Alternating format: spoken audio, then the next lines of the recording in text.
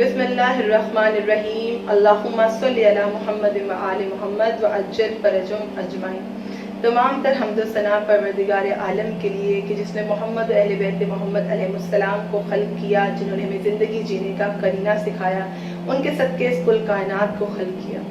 مومنین معصومین علیہ السلام کی زندگی ہمارے لیے ایک عملی نمونہ ہے۔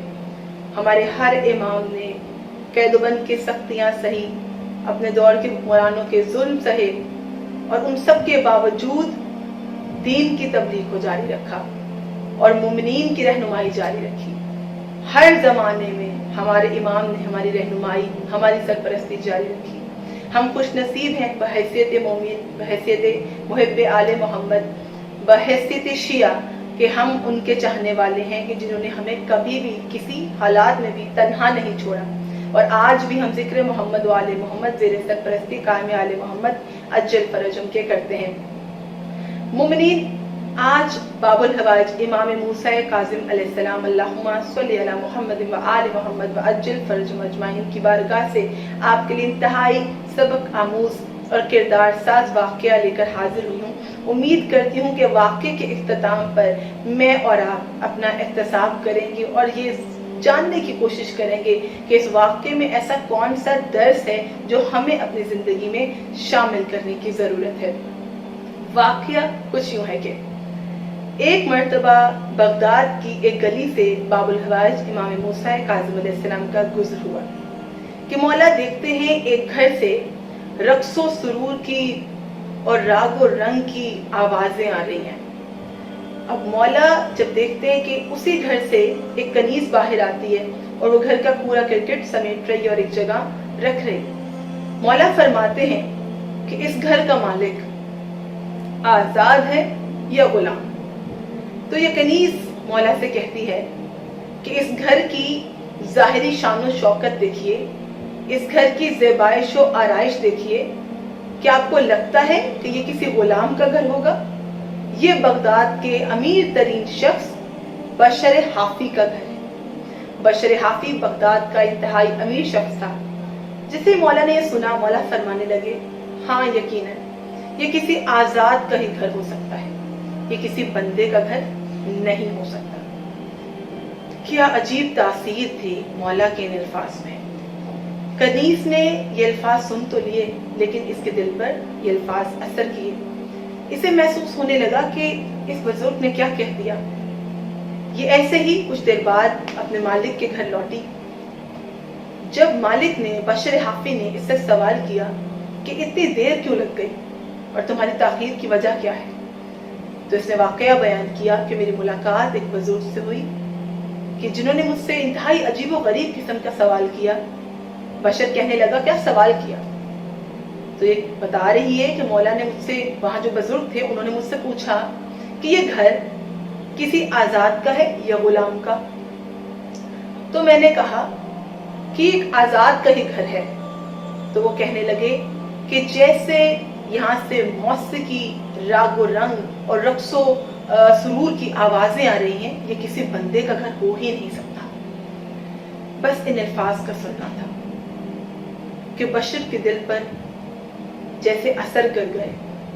مولا کے الفاظ میں ایک انقلاب تھا جو بشر نے محسوس کیا، اور اس سے فوراً کنیز سے دریافت کیا کہ وہ بزرگ کس طرف گئے۔ تو یہ کہنے لگی، اشارہ کر کے بتایا کہ اس جانب جا رہے تھے۔ اب اگر یہ جوتا پہنتا تو تاخیر ہو جاتی، مولا اس سے آگے نکل جاتے، تو یہ پا برہنہ مولا کی طرف دوڑ پڑا اور ہانپتا کانپتا امام علیہ السلام کی خدمت میں حاضر ہوا اور کہنے لگا، مولا آپ نے جو فرمایا سچ فرمایا۔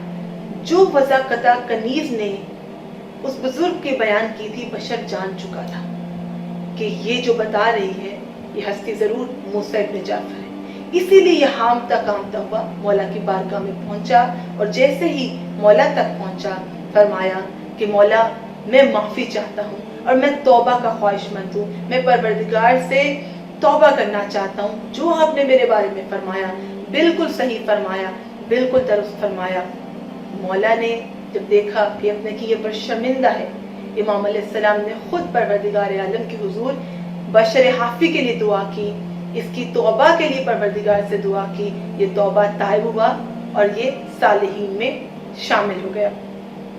اس قسم کے واقعات جب حکمران وقت کو ہارون الرشید کو پہنچتے تھے اسے انتہائی تکلیف پہنچتی تھی کہ ایسا کیا انقلاب برپا کر دیتے ہیں موسیٰ ابن جعفر، ایسا کیا معجزہ کر دیتے ہیں، کیا ایسا جادو ہے ان کے الفاظ میں کہ لوگ ایک آزاد ہوتے ہوئے چند لمحوں کے بیچ میں موسیٰ ابن جعفر کے الفاظ میں بندہ خدا میں تبدیل ہو جاتے ہیں۔ ایسا کیا کہتے ہیں؟ ہارون الرشید مولا کے ان واقعات کو سنتا جاتا اور دل میں سوچتا کہ جیسے امام علیہ السلام کا وجود اس کے لیے انتہائی باعث تکلیف ہو گیا، اور یہ مولا علیہ السلام سے کہہ نہیں پاتا تھا لیکن محسوس کرتا تھا، ہر وقت اپنے مشیروں سے مشورے کرتا تھا کہ کس طرح امام علیہ السلام کے چاہنے والوں کو تکلیف پہنچائی جائے، ایذا پہنچائی جائے، کیسے امام علیہ السلام کے وجود کے خاتمے کے لیے یہ سازشیں کرتا رہتا تھا۔ امام علیہ السلام نے اس سے کہا، میں نے ایسا کیا کر دیا، میں نے ایسا کون سا انقلاب برپا کر دیا، میں نے ایسا کون سا گناہ کر دیا کہ جس کی وجہ سے تم مجھ پر ناراض ہوتے ہو اور مجھ سے ایسا سلوک کرتے ہو۔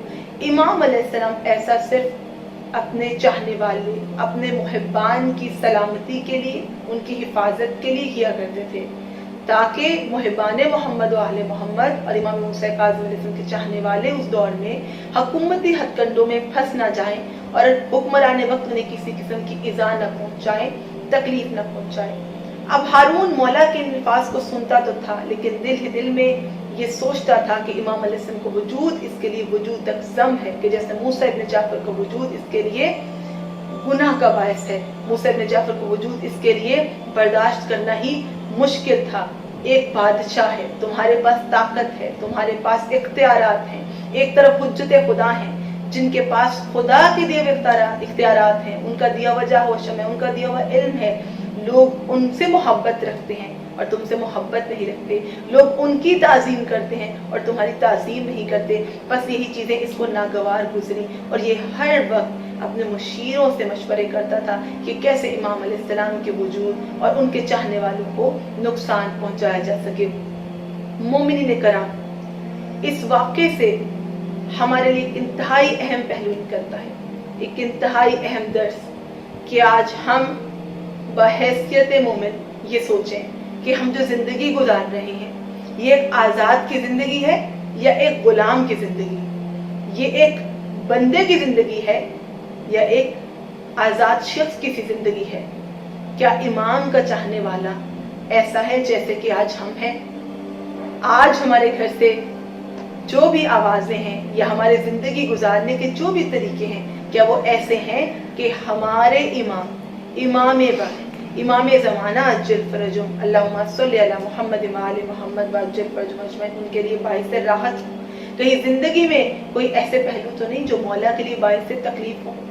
کہیں زمانے کا امام ہمارے گھر کے باہر سے بھی گزر رہا ہو، کہیں کوئی ایسی آواز مولا کے کانوں میں پڑ جائے اور مولا کو کہیں یہ کہنا نہ پڑ جائے کہ یہ کسی آزاد کا گھر ہے، یہ میرے چاہنے والے کا گھر ہو ہی نہیں سکتا، یہ میرے ماننے والے کا گھر ہو ہی نہیں سکتا۔ آئیے اس ویڈیو کو زیادہ سے زیادہ شیئر کیجیے، محمد و آل محمد کی تعلیمات کو عام کرنے میں کربلا ویوز کی مدد کیجیے۔ مزید اچھی اور کردار ساز ویڈیوز کو دیکھنے کے لیے کربلا ویوز کو جوائن کیجیے، سبسکرائب کیجیے، لائک کیجیے، شیئر کیجیے۔ والسلام علیکم، اللہم عجل لولیک الفرج۔